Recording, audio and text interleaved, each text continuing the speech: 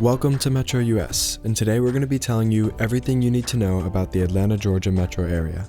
Whether you're looking to move, plan vacations, or just here to learn, we're going to cover weather, crime, income, and housing, giving each category a scale from 0 to 10 so that you can see how Atlanta compares to other US metro areas. So, let's get started.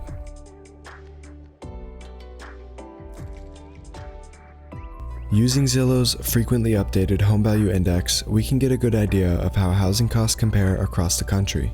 Being the 6th largest metro area in the US, housing in Atlanta is actually not that bad compared to many other large metros. Technically, the average cost of housing in the Atlanta metro area in 2024 falls on the 73rd percentile, which scores it 2.7 out of 10 in our housing affordability category. However, this isn't really fair. This number results when you compare the average housing costs here in Atlanta to all other metro areas in the US, even the really tiny ones, which are obviously going to be cheaper. To deal with this, we also compared Atlanta to the 53 other metro areas that have a population over 1 million. Here, the Atlanta metro falls at the 54th percentile, scoring it a much more fair 4.6 out of 10 in this category. Keep in mind that this number represents the whole Atlanta metro area compared to other US metros, and it's an average of rent prices and all housing sizes. So, if you're interested in a particular city or suburb, here's a map of average home values for 3-bedroom houses by city and their affordability score compared to all other US cities. Feel free to pause the video as needed.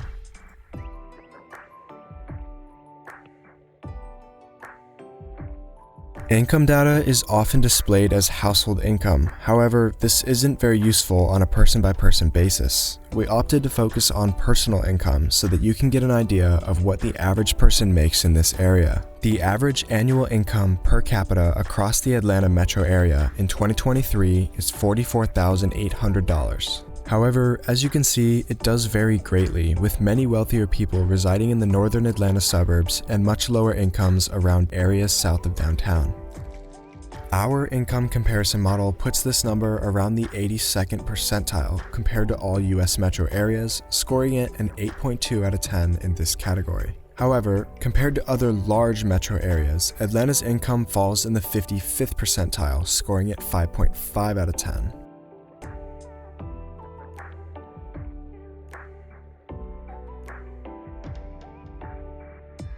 Atlanta does have a reputation for high crime, but how bad is it really? Crime data is usually split into 2 categories, the first being violent crime, which, as reported by the FBI, includes murder, rape, robbery, and aggravated assault. The other being property crimes, which include burglary and all classes of theft. When it comes to the city of Atlanta, yes, it can be dangerous. In 2023, the violent crime rate was 707 per 100,000, falling on the 93rd percentile for US cities, and the property crime rate was 3,892 per 100,000, falling at the 94th percentile. However, crime is only this bad downtown and some areas immediately south and west of downtown. It's also worth mentioning that the majority of the crimes are smash and grabs, vehicle theft, and vandalism, which is why the property crime rate is so high. Now, if we add up the numbers in all 24 counties of the Atlanta metro area and the 5 counties in the Marietta Metro Division, we will find that the 2023 violent crime rate across the metro area was only 330 per 100,000. And this is right around average compared to other metro areas in the US, 4.9 out of 10. The property crime rate was 1,800 per 100,000, coming in at the 49th percentile, earning it a 5.1 out of 10 and a final safety rating of 5.0 out of 10 in this category.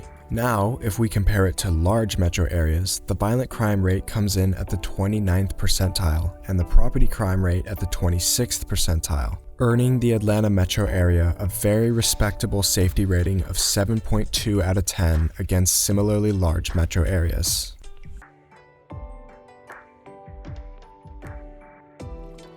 Weather is complicated because, as you can see, we like to put numbers on everything. However, the definition of good weather is just subjective.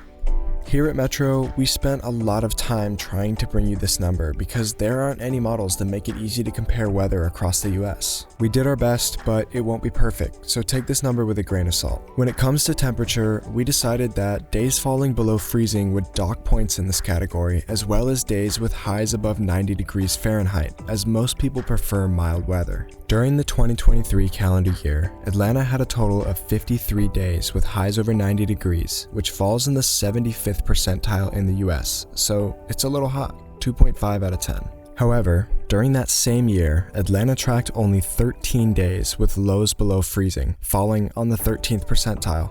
Not bad, 8.7 out of 10. When it comes to rain, people usually prefer climates with less rain but not too little rain either. We decided that we're going to add or remove points based on this model, which docks points for extremely wet or dry climates and adds a point for somewhat low to moderate precipitation, which it seems most people prefer. Atlanta had a total of 41 inches of rain during the 2023 calendar year, putting it here at the 61st percentile. A little more than the average person might like, but not bad enough to lose points, +0. Our final score for weather, 5.6 out of 10.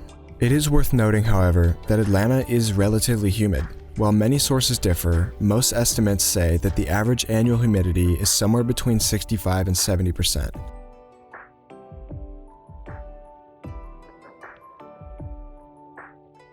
Now, we're going to ditch the numbers and give you our advice after visiting the city multiple times.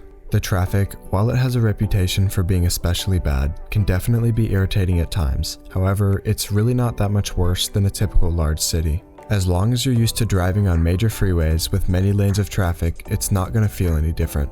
If you are looking to visit the city and you want to stay safe, a typical rule of thumb is if you can see the Mercedes-Benz Stadium, you're probably not in a great area. The highest crime areas run along the west side of the city, south and southwest of the city, where the Mercedes-Benz Stadium is visible.